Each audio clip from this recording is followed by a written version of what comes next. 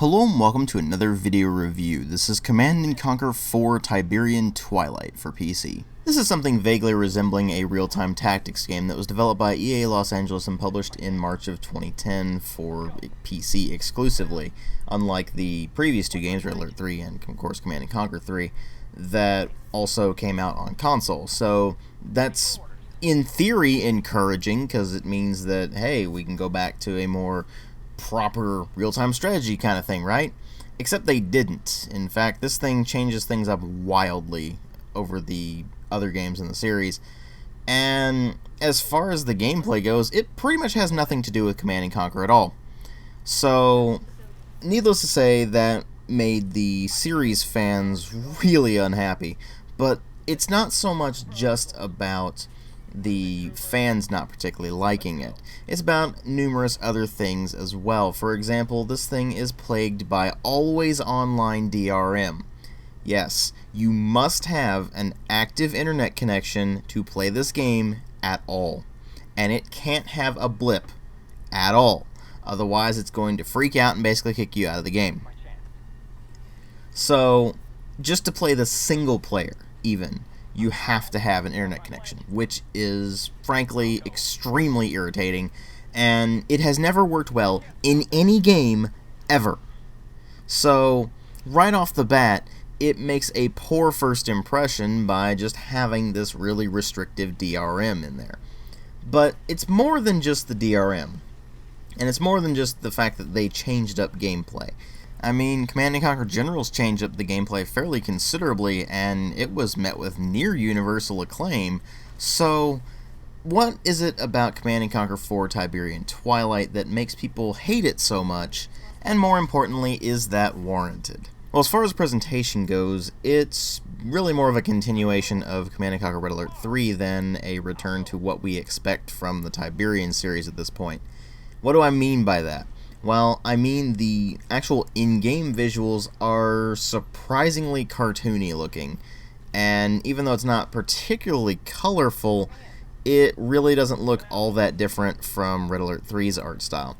So if you take that kind of cartoony, nonsensical look and you transplant it into the more brown and gray stylings of the Tiberium series, you pretty much have what Command & Conquer 4 looks like. And as you can see, even though some things look pretty nice, I mean, for example, Tiberium looks good, there's a lot of stuff in here that is just really underwhelming in terms of its visuals, and it stands to reason. The Sage engine by this point had just aged considerably, and it was no longer cutting edge. This was also the same year that StarCraft 2 came out, so you do have to keep that in mind.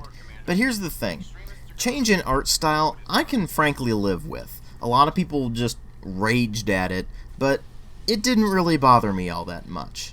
What made me know going into this thing that it was going to be having serious issues somewhere down the line was the cutscenes, specifically the FMV cutscenes. Once again, they have FMV cutscenes with live actors to progress the storyline. But the intro cutscene is pretty much a joke. At least, that's what it seems like at first. And then you actually get into the game and you're like, what? Oh, they actually are going for this. See, Command & Conquer 3's cutscenes were pretty corny, and it seemed to understand that. So they didn't really play things all that wildly seriously. Same thing went for Red Alert 3, although that game was just completely ridiculous. When you get to Command & Conquer 4, it actually plays it pretty deadly seriously, and it feels like it's trying to go back to the older days of Command & Conquer, but here's the thing. I don't know whether it was the direction or just the script, but the FMV cutscenes in Command & Conquer 4 fall completely flat, even the ones with Joseph Kukan as Kane. We've seen Kane in the previous three mainline Command & Conquer games. Of course, the original, Tiberian Sun, and Command & Conquer 3 Tiberium Wars. We know how he is, and we know how awesome he is. And then you get to Command & Conquer 4, and he's pretty much a wet noodle. And that's about it. It's incredibly disappointing. And when you go through the rest of the cast, none of them do particularly great jobs. At best, they manage average. And it ultimately, with that styling of going for the very serious tones, really does more to put you off than the art style ever could. And then there's the sound design, where you have a soundtrack done by composers who are very talented. I mean, you got James Hannigan, Timothy Michael Wynn, and Jason Graves all doing this stuff. And each of them have quite a lot of experience making soundtracks that are actually pretty good. In fact, one of them at least worked on Red Alert 3's soundtrack, and that soundtrack was actually really damn good. And then you get to Command & Conquer 4. And it's about as generic as a soundtrack could get. It's so incredibly generic that it feels not only nothing like Command & Conquer, but it actually feels incredibly lazy. It's not to say that the music itself is bad, but it's just so by the numbers, you lose any interest in it whatsoever, and you pretty much might as well turn it off and just turn on your own music instead. Just throw on some Hell March or whatever from a previous Command & Conquer game, and you'll suddenly have a soundtrack that is actually interesting, even though it has basically nothing to do with the game at hand. As for the rest of the sound design, sound effects are alright for the most part, but you do get a lot of pew-pew laser kind of stuff going on, and it just feels really odd to have that much of it in a Tiberium series game. But to be fair, the tech level is considerably higher than it was in the previous Command & Conquer games, so it stands to reason they would go more for that, but at the same time, it just feels odd compared to the other Command & Conquer games. And the voice acting, at least, is pretty solid stuff. It's nothing amazing, but it gets the job done, and it gets it done pretty well. But then we come to the most important part of the game, the story and the gameplay. And the story in this is set quite a long time after the events of Command & Conquer 3 Tiberium Wars in 2077, when the TCN has been completed, the TCN being the Tiberium Control Network, which is a joint effort by both GDI and the Brotherhood of Nod under the leadership of Kane in order to basically stave off the extinction of the human race, and in Nod's case, actually try to facilitate the ascension of Kane.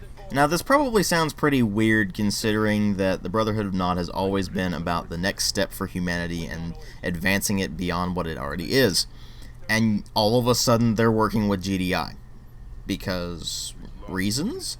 Well, no, they do try to explain it with the idea of Tiberium growth actually getting completely out of control and projected death of humanity within a few years.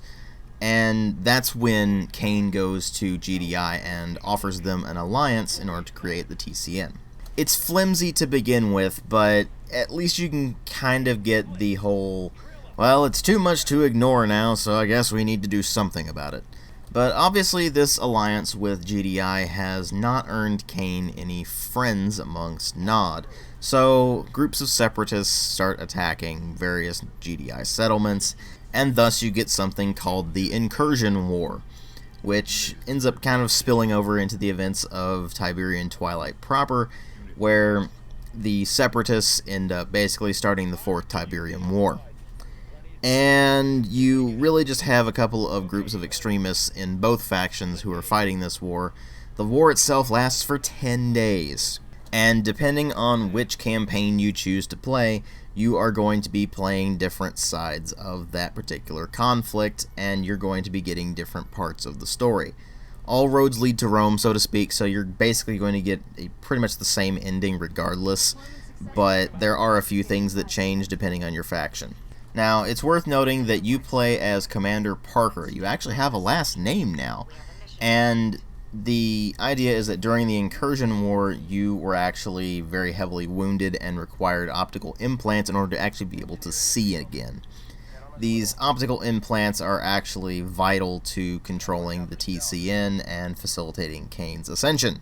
And apparently Parker himself has a wife named Lily, who is just kind of shoehorned in there to give you some vague sense of, well, this is who I'm fighting for, except I have no idea who this character is, and it actually holds absolutely no weight when she's basically killed off in the first mission of the game.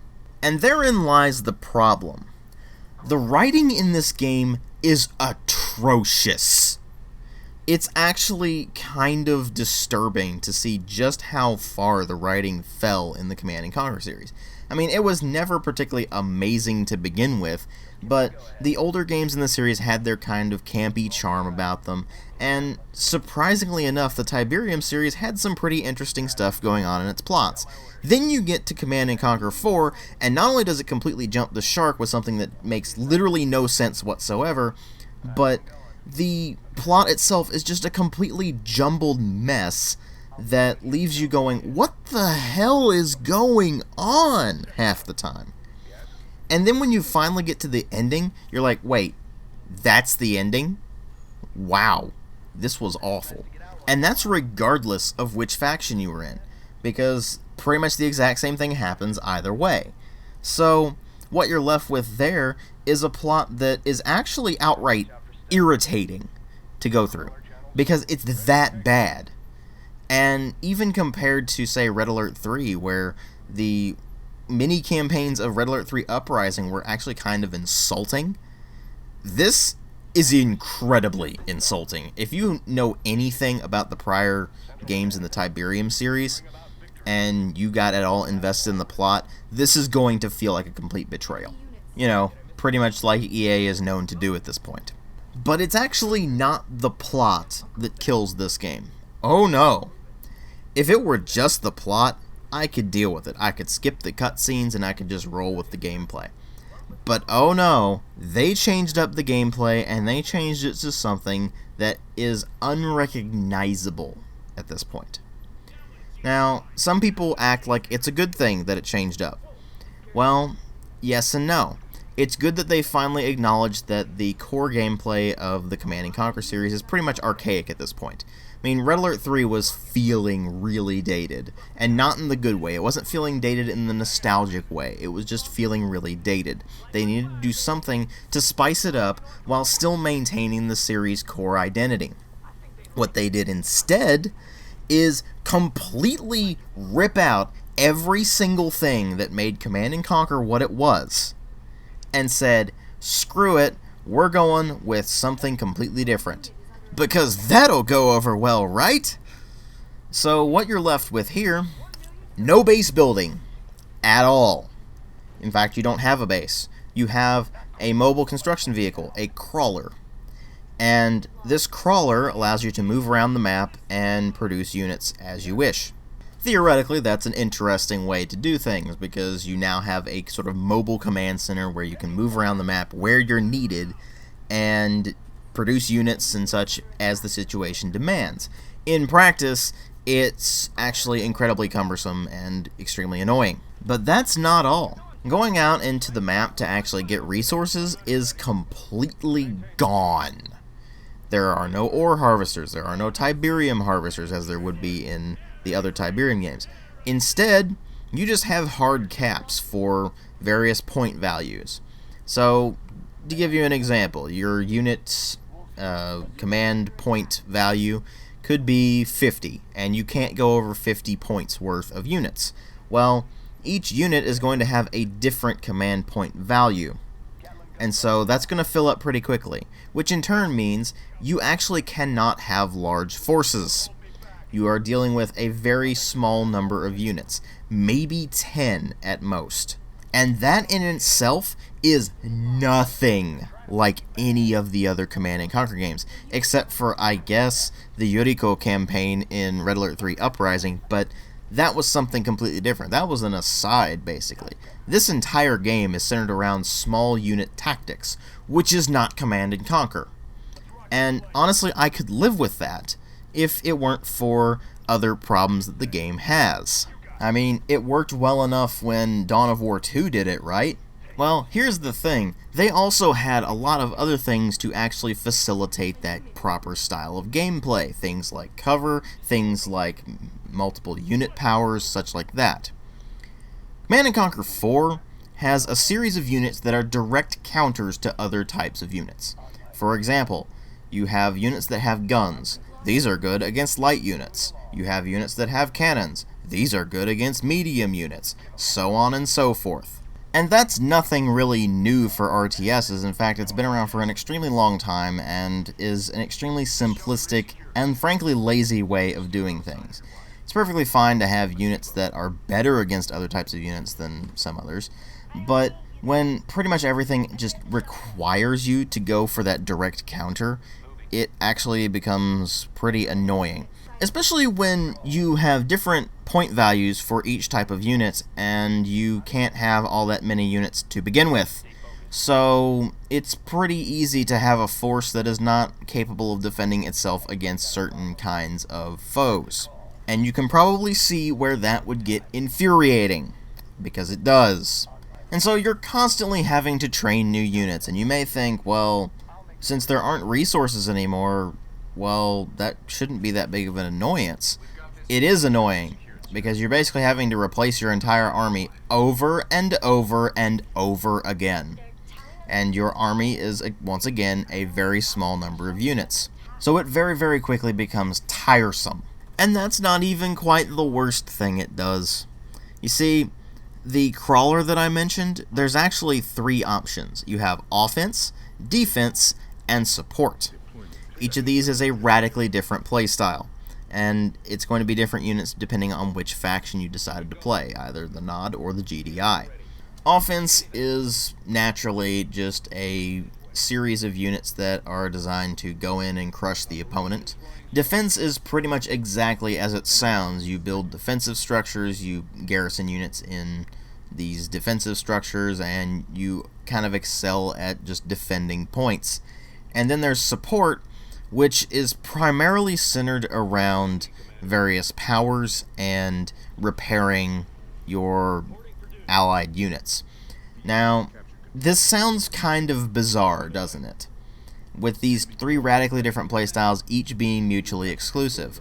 So, if you have to change up your tactics, well, you're kind of screwed, right? No, actually, you're not. You can decommission your crawler and call in a new one of a different style, which is an interesting way of handling things, but it's, once again, tiresome, especially considering you're probably going to have to do this numerous times, just as the course of battles changes depending on what various things are happening. And you realize almost immediately this game is built entirely around multiplayer. Because if you have these 3 mutually exclusive styles, well, it would make sense to have one of each kind on your team, so at least 3 players. And it's up to 5v5 in the versus mode. So it becomes pretty apparent that you're really just supposed to play this thing multiplayer and kind of avoid playing single player entirely, or if you're going to play campaign, play it co-op. Well, I didn't play it co-op. And I found that as you decide to play it solo, it's going to be extremely boring. So you think maybe I'll try multiplayer. Well, guess what? Skirmish mode? Complete cluster. There is no other way to describe it. It is a complete mess. Strategy, tactics, what are those? Just churn out a bunch of units to counter whatever the enemy is throwing at you, and throw those at those units so you can just slaughter them and move on, capture points, that sort of thing. This thing has somehow been simplified down so much that it's not quite archaic, but it's incredibly vapid and soulless. It feels like a blatant cash-in on the Command & Conquer name that is trying to appeal to a casual audience instead of anyone who would actually be interested in the Command & Conquer games. And here's the thing. In the process, they managed to make a game that is so incredibly bad that it doesn't really appeal to anyone. In fact, the game is so vapid and so soulless, I felt myself wanting to just drop dead as I was playing it from sheer boredom. It actually boggles my mind just how insanely boring this game is. And it's not just that it's bad. It is bad. But it being both bad and this level of boring means that it actually goes beyond just being a really mediocre or really bad game. If I were to rate this thing purely on an empirical basis, it would get more of a 1.5 or a 2 out of 5. Why? Because it's just a pretty bad game all around. If you just take it on a pure mechanics basis and a pure writing basis, it's a really bad game.